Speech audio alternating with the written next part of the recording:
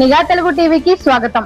గుంటూరులోని అరండల్పేట 14/3 ప్రాంతంలో ఆదివారం 1991-92 బ్యాచ్ పూర్వ విద్యార్థుల ఆత్మీయ సమ్మేళనం ఘనంగా నిర్వహించారు. ఎన్నో సంవత్సరాల అనంతరం ఒకే చోట కలుసుకున్న పూర్వ విద్యార్థులు తమ పాఠశాల జ్ఞాపకాలను గుర్తు చేసుకుంటూ ఆనందోత్సాహాలతో గడిపారు.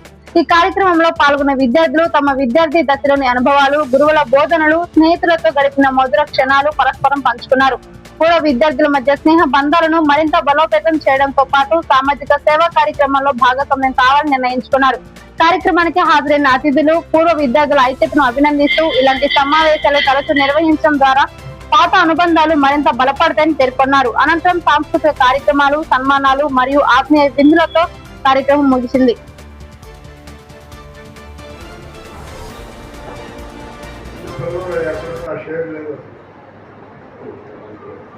తర్వాత పిల్లలు ఏమనడానికి లేదు అంటే మనకు వార్నింగ్ ఇస్తాడు. 90% పిల్లలు అలాగే ఉన్నారు. పేరెంట్స్ తడుతున్నారు. ఇదివరకు టీచర్స్కి పేరెంట్స్కి మీరు తడిసేవాళ్ళు, పిల్లలు తడిసేవాళ్ళు.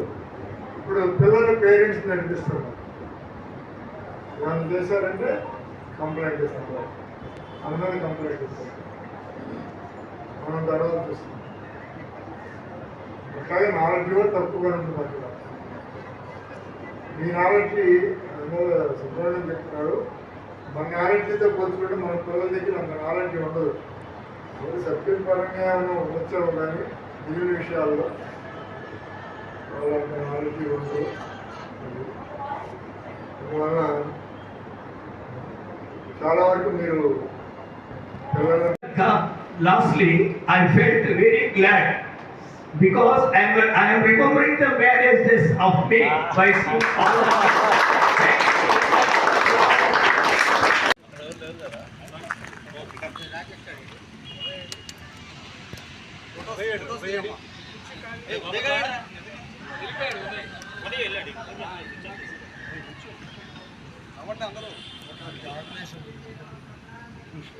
Okay, smile.